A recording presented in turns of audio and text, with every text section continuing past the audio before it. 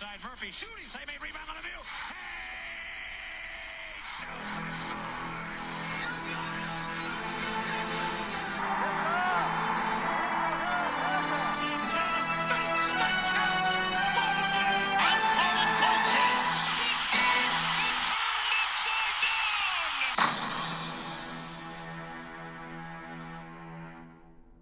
Hey everyone, I'm Casey. You're watching the Red Rubber Duckman All Sports Network, and we got 8 more tournaments to go over, but I'm gonna go over 2 of them actually, because last night they just released 8 more conference tournaments. For this video, we're gonna go over the CAA, which is the Coastal Athletic Association, and then the Patriot League. And for part 2, we're gonna do the SoCon, Big South, and then the NEC. Part 3, the Ohio Valley, the Horizon League, and the West Coast Conference. But let's start part 1 with the CAA. So the top seed in the CAA is the College of Charleston Cougars, going with a 13-3, a 24-7 record overall. They started out CAA play at 4-0, and they lost 2 straight games to Towson and UNC. They went on a torrid hot streak. They have won 11 of their last 12 games. So this is one of the hottest teams, if not the hottest team in the league. And the thing is with the Cougars, they have a balanced roster with Ante Bursovic leading the most categories with 2 actually. His field goal percentage is 47.4%, and his rebounds per game is 6.3. And there's a whole lot of guys you need to watch out for with Reen Smith, CJ Fulton, Kobe Rogers, and James Scott. So the Cougars get the number 1 seed, and they will take on the winner of the Fighting Camels of Campbell versus the Monmouth Hawks. Now Monmouth goes the record of 10-8. Monmouth is the number 8 seed. They lose a 3-way tiebreaker to Delaware and Stony Brook, with Delaware being 2-1 versus Stony Brook and Monmouth, Stony Brook being 2-2 between Delaware and Monmouth being 1-2 between Delaware and Stony Brook. So that's Monmouth at the number 8 spot. They did split Stony Brook, but they ended up losing. To Delaware in their only game. So Monmouth and 8 in the CAA. Price is the guy you gotta watch out for. Points per game is at 20.8, and his field goal percentage at 38.9%. Jakari Spence, he's going to be your well-rounded player. His assists per game is at 3.9, and his steals per game at 1.5.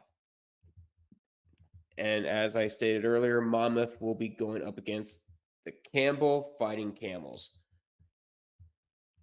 Now, Campbell goes in with a record of 8-10, and they did lose 6 of their last 9 games. But they North Carolina A&T in their season finale. And Anthony Del Orso is a guy you need to watch out for. 4 of the 6 categories, which is points per percentage, rebounds per game, and steals per game. So that's 4. Let's go now to, which I'm calling, and the number 4 seed is UNC Wilmington. They go in with a record of 12-6. They lose the tiebreaker with Hofstra winning the only game they played. That's why UNC Wilmington gets the number 4 seed. And Shaquem Phillips is your guy to watch out for. He leads the team in assists per game, field goal percentage, and steals per game. And Trezarian White is your leading scorer with 19.6 points per game, and he also leads the team in rebounds per game with 7. And the Seahawks will take on either Towson, North Carolina A&T, and William and Mary for the in the quarterfinals. Let's now go over to the Towson Tigers. They started out. They started out play. They started out with a of 7-2 in CAA play, and then they dwindled and they just fell one seed short of a double bye. A dangerous team, none of the less. Dylan Williamson and Charles Thompson are guys to watch out for, as Williamson leads the team in assists per game and steals per game, while Charles Thompson leads the team with 8.5 rebounds per game and blocks per game at 1.4. And Towson on March 9th, which is a Saturday, they will take on either North Carolina A&T or William and Mary. Let's go over the Aggies, first of all, who have a record of 5-13, 7-24. They did start out the season with a 9-game winless streak before beating Texas Southern to finally get their first win of the year.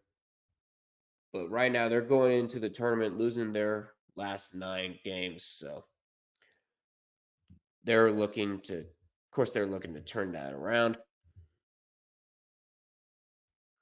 Nicholas Chidakudis is your player to watch out for with 5.1 rebounds per game and 1.3 blocks per game. But Landon Glasper is going to be your well-rounded player. He leads the team with 20.9 points per game, and he also leads the team in steals per game at 1.4. And as we mentioned earlier, they're going to go up against William and Mary, the Tribe, going with a record of 4-14. And the Tribe ended a 9-game. Chase Lowe is looking to get some help with his guys. He leads the team in assists per game at 3, rebounds per game at 7.1, and steals per game with 1. We now go down to the other side of the bracket with Drexel being the number 2 seed. Drexel goes in with a record of 13-5 in conference play, 20-11 overall. Now they started out CAA play very well.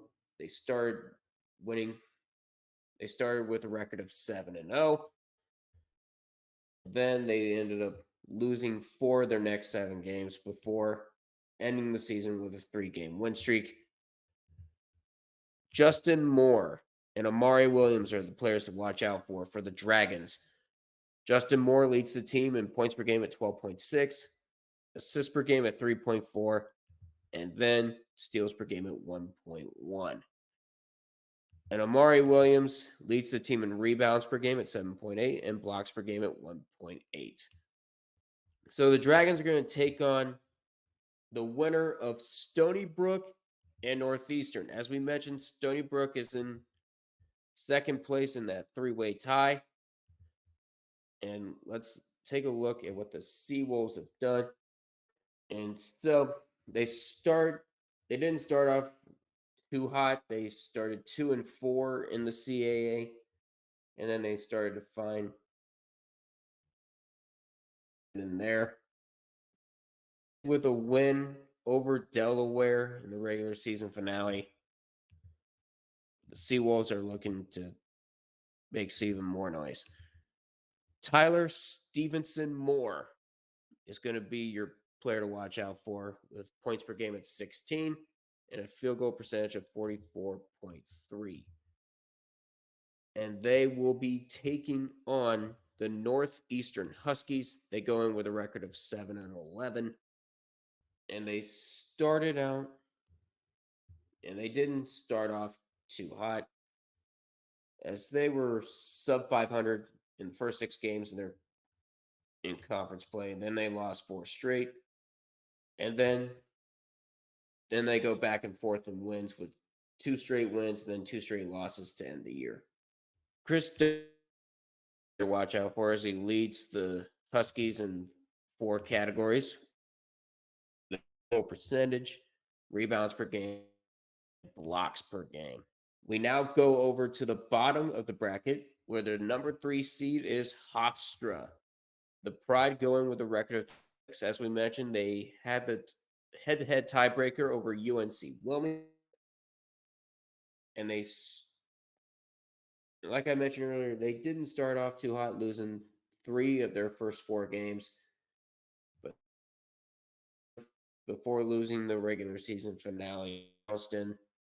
But Hofstra still remains a pretty dangerous team in the CAA.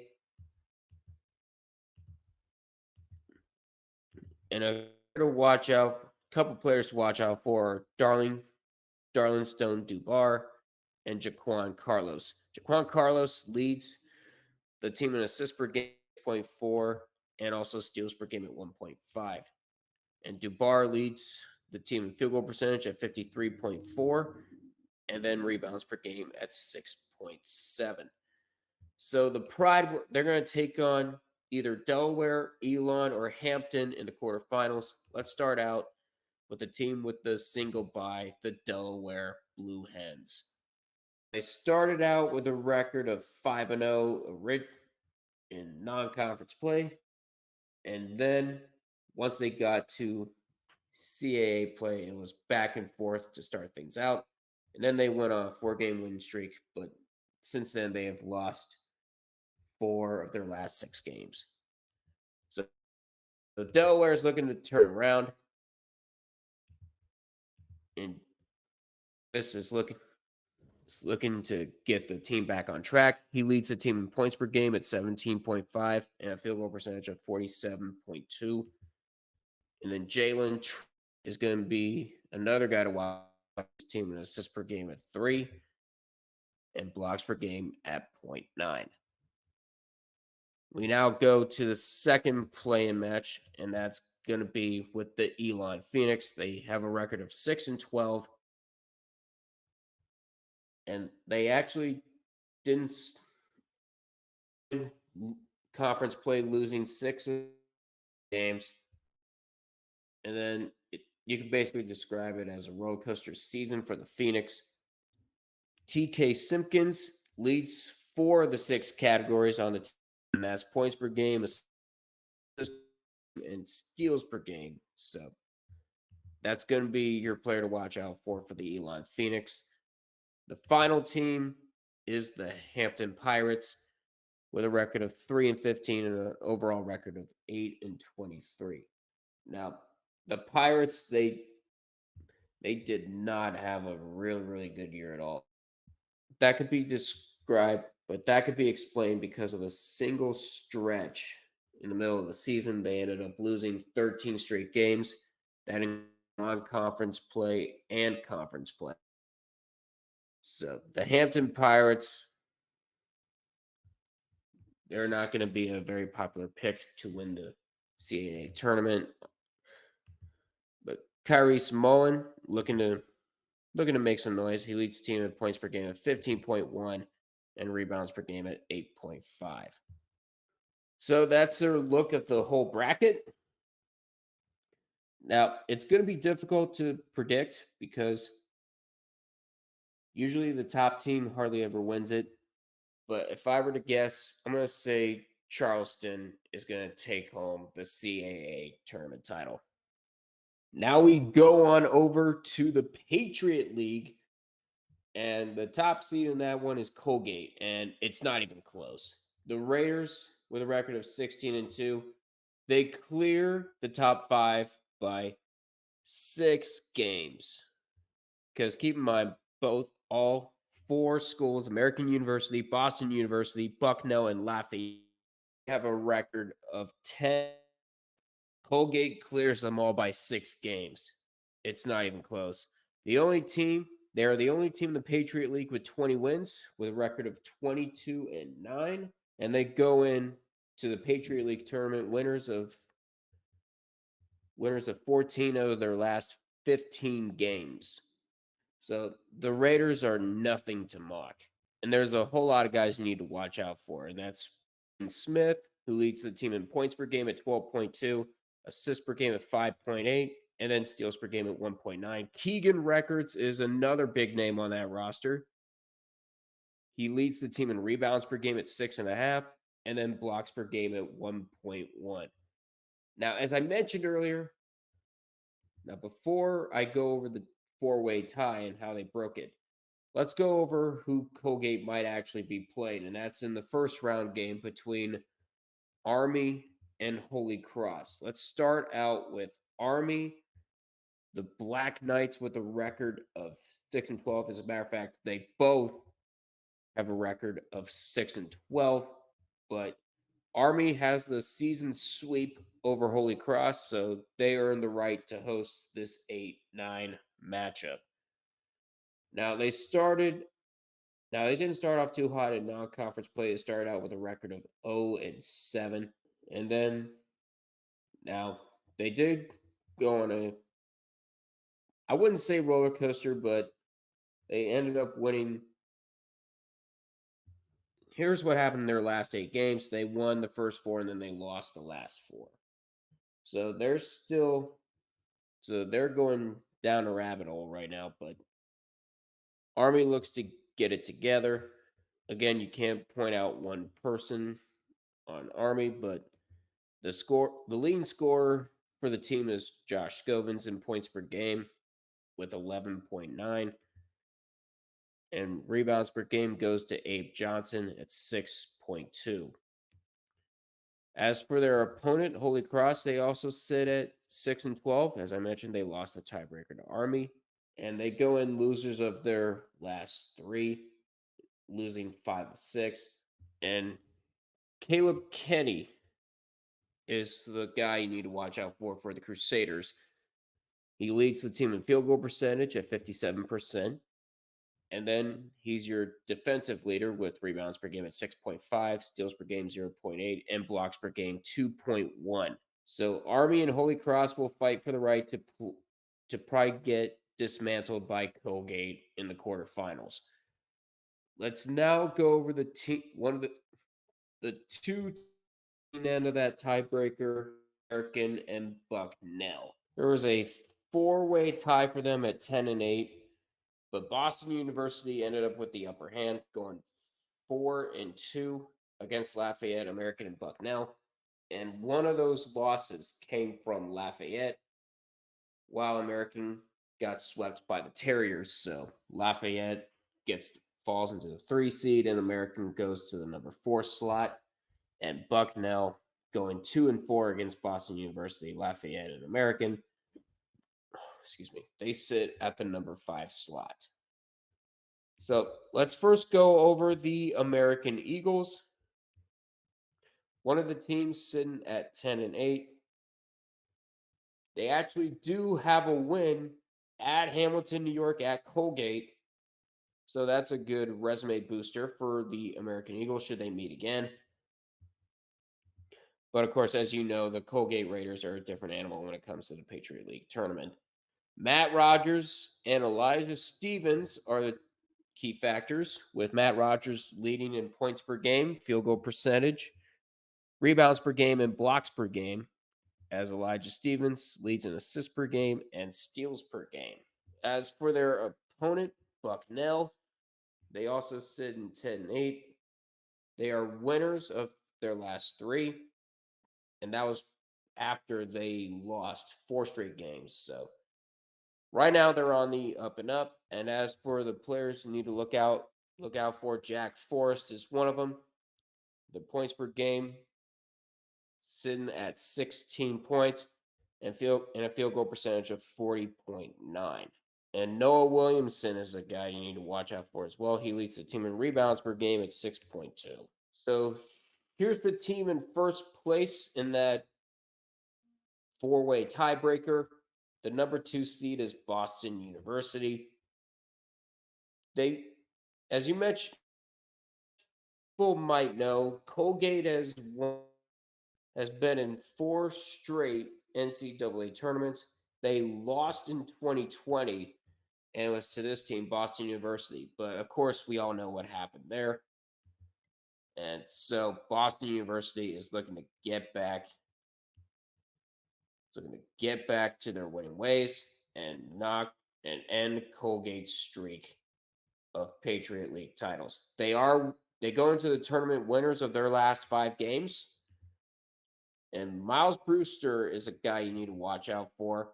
He leads the team in points per game, assists per game, and steals per game. As for Otto Landrum, he leads the team in rebounds per game and blocks per game. The Terriers will take on the winner of Navy and Loyola, Maryland. Now, the Midshipmen come in with a record of 8-10, and after they lost 8 straight games in conference play, they would go on to win 4 straight, including a win over Loyola, Maryland. And that was on the road. This time, the Midshipmen will be at home, where they ended up losing to the Greyhounds 74-70. But so this is going to be the tiebreaker. Austin Benigny is your offensive leader. Points per game, 16.6, 3.8, and a field goal percentage of 38.6. On the defense, Donovan Draper leads the team in rebounds per game at 8.9, steals per game at 2.0, and then blocks per game at 0.6. And as I mentioned earlier, they're going up against Loyola Greyhounds 7-13. They've been picking up various L's, including a 9-game losing streak near the start of the season. And they just won their season finale over Army 69-68. So Loyola, the number 10 seed. Some players you got to watch out for is Dion Perry. He leads the team in points per game, assists per game, and in field goal percentage. And then he also leads the team in steals per game. So let's now go over the 3-6 matchup, as it involves the team that finished second in that tiebreaker, the Lafayette Left. This team was in first place for a good bit. Patriot League play at 7-0, and then 2 straight losses to Boston University and American. They kind of let the momentum go down a little bit. They go into the tournament losing 4 straight games, and that's how they fell into that number 3 slot. And they'll be going up against Lehigh, who swept them in the season. Spell trouble for the Leopards if they don't get their act together. Justin Vanderbaan is going to be a player to watch out for. He leads the team in rebounds per game at 5.3, blocks per game at 2.2. Devin Hines is your leader in points per game at 9.8. As I mentioned earlier, the Lehigh Mountain Hawks did sweep in the regular season. They sit at a record of 9-9 in conference play. They went on a 5-game winning streak before losing their last 2 games to Boston University and Colgate. So they're going to look to get some momentum back and make noise.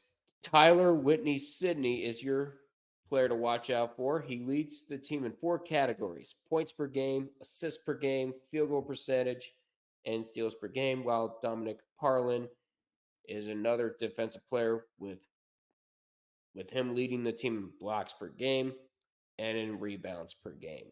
All right, so that's a look at the full bracket. As for who I think is going to win it all, come on.